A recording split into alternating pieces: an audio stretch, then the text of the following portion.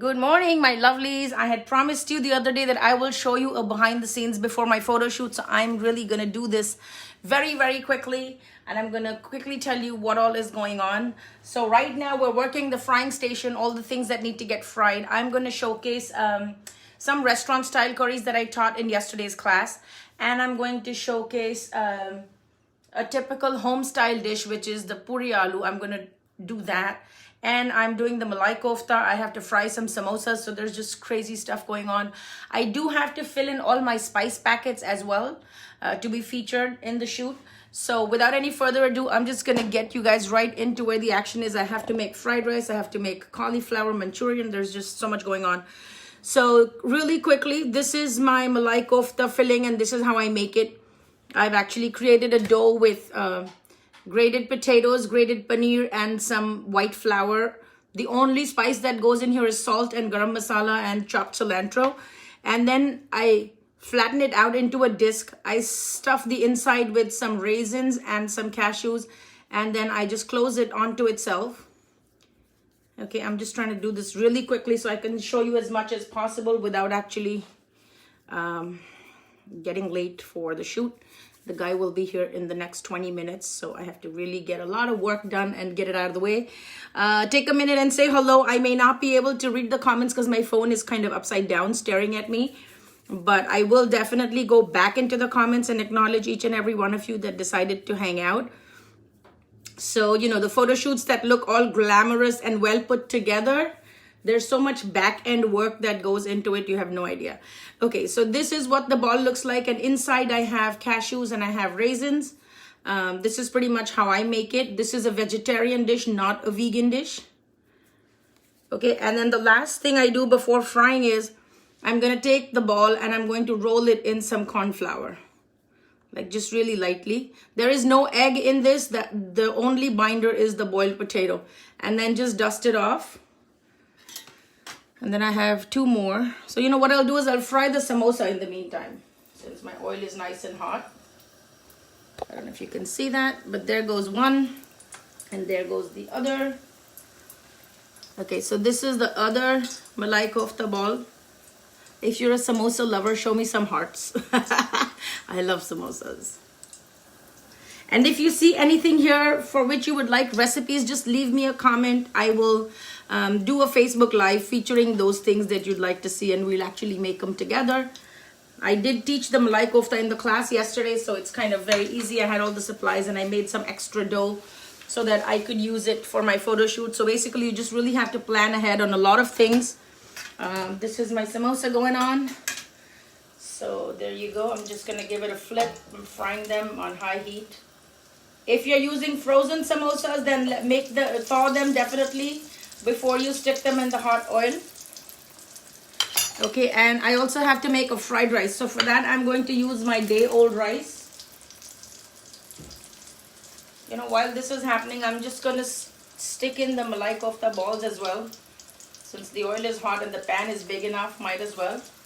I won't be frying the puris because you see these are the same frozen puris that I showed you the other day. I'm not going to fry those with these because that's going to immediately make the temperature of the oil drop, and that is not something that I'm trying to do here, because then that's going to make all the oil go into the dough, which is not a very desirable taste or mouthfeel. Okay, so once you put the malai kofta balls in there, you don't really mess with them too much. You just leave them be. And when you see like a golden ring around the rim wherever the oil is touching the circumference of the malai kofta, that's when you know it's time to give it a flip. Okay, so I'm just going to pay close attention to this. After that, I'm going to jump into the fried rice recipe. I'm going to make that right here. I also have some yellow dal that I'm going to be featuring. I have some dal makhni which I have to temper right now. I've boiled the dal and everything. I made the rice yesterday so that I could have it for today. As you know, in all my videos, I keep saying use day-old rice for your fried rice. So cold rice that comes out of the fridge is really, really the best thing that you need. Okay, so the menu for the photo shoot is going to be 2 samosas. It's going to be 2 dal puris with potato curry. Also in the mains, we are serving paneer tikka masala, which I made in yesterday's class. I'm going to make that again today because I saved some of the gravy. And I'm going to feature the malai kofta, which I made in yesterday's class. I will make another batch of mango lassi, and I will make some chai when the guy gets here, because it has to be nice and hot when it's served. So you see, as soon as I saw the golden ring around it, I gave it a flip so that it can cook evenly on both sides. So the people that took the class yesterday actually fried the malai koftas in the deep fryer, so they didn't really have to flip anything. They just make sure it was dunked all the way into the oil, and that sort of worked really well. So the samosas are done. I'm going to lift them off. You always want to fry the samosas at medium to low heat so that they are cooked through and through. You don't want a raw piece of pastry dough in your mouth. So never fry samosas on high heat. It's always medium to low. Make sure the oil is hot, and then as soon as you put the samosas, turn the heat down so that they won't burn on the outside and be raw on the inside. You want an even coloring on any of your fried goods. Same thing with malai kofta. I'm going to turn down the heat a little bit because I think it's getting a little too brown. But it should be a nice even golden color, like a glazed donut. That's the color that we're going for. There are no binders, there is no egg, there is no agar, there is no weird tapioca starch or anything in these malai koftas. The only thing that I've used is boiled potato and paneer. Okay, so these are going to come out, and once it cools, I'll actually show you how crunchy this is. Now I'm going to go ahead and fry my 2 frozen puris. We've done this before. Now this immediately brings down the temperature of the oil, so you have to be very careful. I am going to turn on my vent just for a little bit, so pardon the extra noise.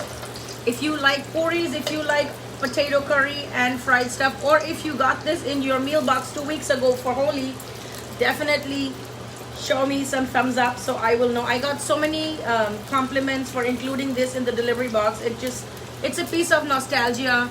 And anybody that gets homesick around the Indian holidays, puri aloo really kind of is the cure for that. It makes you smile. Because that's traditionally what most Hindu holidays will have on their menu or as an offering that they make at the altar. So puri aloo, puri chana, and puri is just God. Puri is lovely. I love puris. And this puri actually is lentil filled. I don't make them from scratch. I showed you the brand that I use. It's called Mirchi Masala or something. But there are several different brands that you can find at the Indian grocery stores, and all of them are pretty much equally good. This one is not so spicy, so that's why I like it. The others I find are a little bit, there's too much heat in it, and I'm not a fan of spicy food. Okay, you see how they puff up right from the frozen state to looking like this, and you can make them as brown as you want them. You can leave them to be a little whitish. They're also made from white flour and not wheat flour, so they don't really get too golden. If you're making puri dough at home, some people actually add a teaspoon of sugar to their dough so that their puris will be nice and brown. That's a trick that a lot of home chefs do, okay? So it does get a little bit of color here. Looking good. So now these are ready. All I have to do is warm up my curry that I made yesterday in the class and dunk the malai kofta in that. The samosas are going to be served with chutney. The puris are going to be served with potato curry. So that is definitely going on. I'm actually going to, you know what, I might as well make the fried rice while you guys are here so you can see it. I mean, it's going to be a very quick one, but hey, what the heck. Since we're together, we might as well do it together, right? I literally have like 10 minutes before the guy walks in my door. But it's always fun to do this with you guys.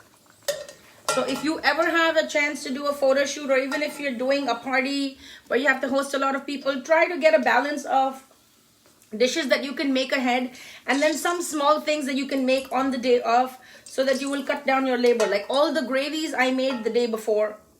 I made my rice the day before.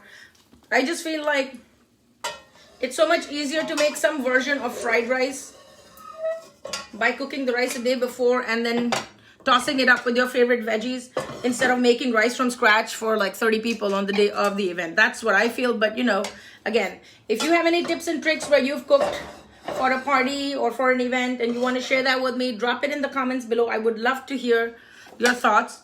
Okay, so we are getting ready to make the fried rice right now. I do have my chopped stuff. I'm going to use a combination of cabbage. I'm going to use some bell peppers and carrots that have been finely chopped. So that's what this is right here. All different kinds of bell peppers. This is my carrot that I finely chopped. So all of this chopping and prepping, it takes a lot of time and I prefer to do it beforehand. Okay, so in goes the oil. And let the oil and the wok get really, really hot before you do anything. Some simple things that I'm going to be using are some sambal chili paste. I will also be using fresh ginger and garlic. And I'm just going to grate it right on top of, let me see. Bear with me 1 second. Okay, so I have some grated ginger. So Indian style Chinese, there's tons of ginger and garlic. That's an absolute must. And if you like heat, you can always use Thai chilies. You can use serrano peppers, depending on whatever you can handle. There's definitely no fried rice or no Indian style Chinese without tons of ginger and garlic. And also onions, right?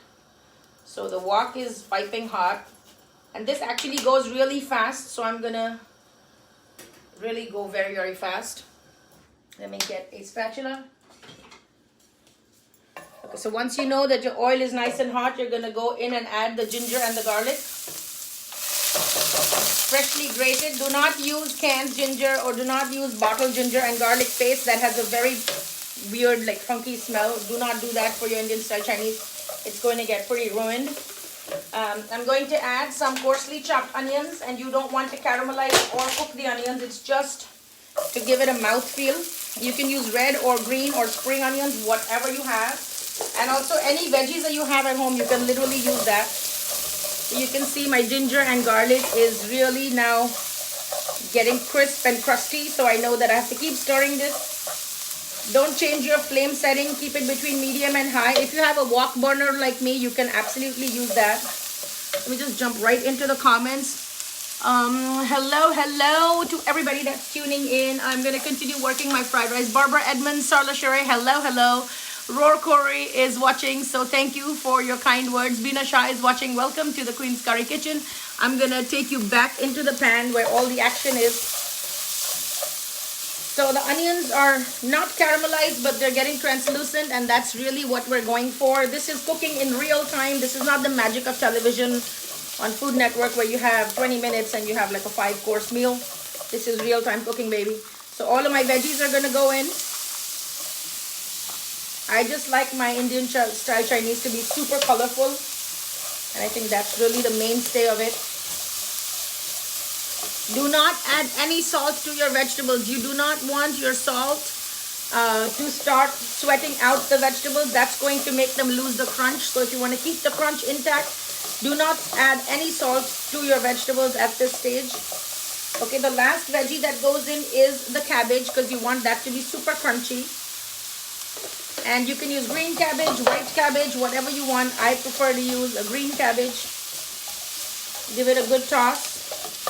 Do not turn down the heat. Now I'm going to go in with some spices. It's Indian style Chinese, so definitely the masala box has to do its thing. I'm going to put some coriander seed powder, not too much. And I'm going to put some paprika.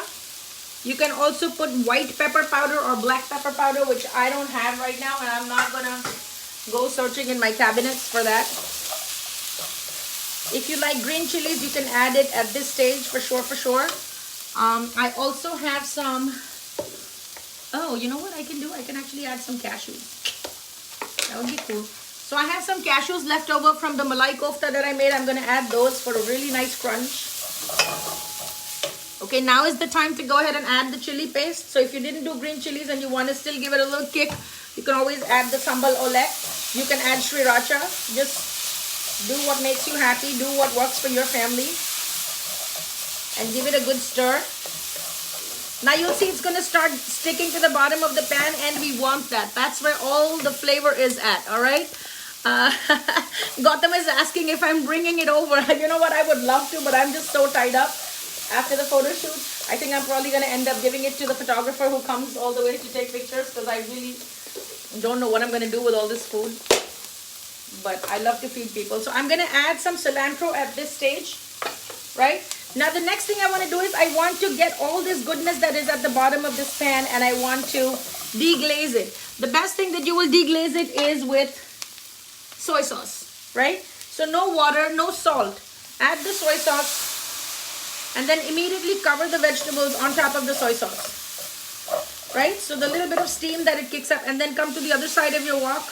And this is a light soy sauce, so it doesn't darken your rice, but it helps to cook it. Excuse me. And then you just zhuzh it together. I'm going to turn the heat back up really high. Okay. Now my mom always likes to add a little ketchup to her fried rice, and I think it really is a good tang, so I added too. It's not conventional at all, but you know, it's just what makes it rock for our family. And I'm gonna add in, this is basmati rice that is 1 day old, so always use cold basmati rice for your fried rice. Okay,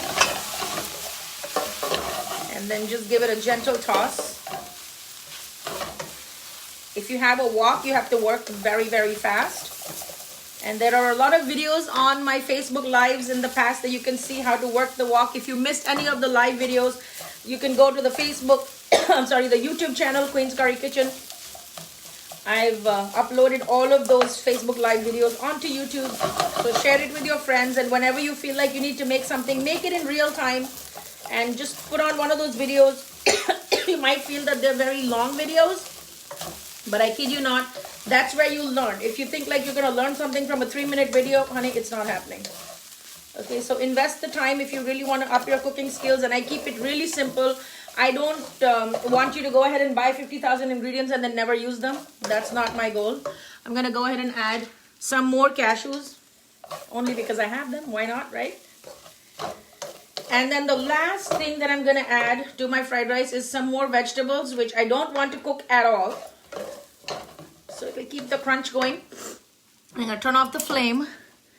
And I'm going to add sesame oil. This is the last thing that you need to add to your fried rice, because it gives it that really nice Chinese restaurant, like an upscale Chinese restaurant type flavor. Okay. If you have basil, you can add basil. That's about it. So this is our fried rice. I'm going to hit it with some more cilantro. There you go. There's no such thing as too much cilantro. So I'm going to plate this, and I'm going to use the same pan to make my cauliflower Manchurian. Let me see if I can take some of the comments. Good morning to everybody that's watching. Hey, Tiffany in the house. Beverly Morgan is watching. Hi, Beverly. Black Magic Wilkerson. Oh, that's Tiffany. That's right. Gotham wants to know if I'm going to bring it. Sarla says, good luck for your photo shoot. Thank you so much. I appreciate that. Pinky Rani is watching. Fairly Lou is in the house. And Sushma Serene is also here. So for anybody that joined the party late, let me show you what all I'm featuring in the photo shoot. I will be serving these samosas. Excuse me. With the chutney. Oh my god, that chili sauce. I will be serving dal puris with potato curry. Sushma ji, you remember these? These are the same ones that you fell in love with. So I've actually got a potato curry that is happening in my Instant Pot. These are the koftas for the Malai kofta. If you see anything here on which you would like recipes, or if you'd like to cook along with me, then, just let me know. Send me a comment. So in here is my potato curry that I made without any onions, without any tomatoes. I do have my paneer dish that I made already yesterday, so I have to reheat it and plate it. What else am I showcasing? I'm going to make the chai, and I'm going to make the mango lassi. So that's pretty much what everything looks like. It's a little wild and crazy right now because everything is all over the place. Do I have... Okay, and I also have my spice blends, which I have to fill up with the actual spices because he wants to showcase that. I do have to bring in my book so he can showcase that. So all of that is happening behind the scenes. I just really wanted to jump in and show you because I promised you. So here I am.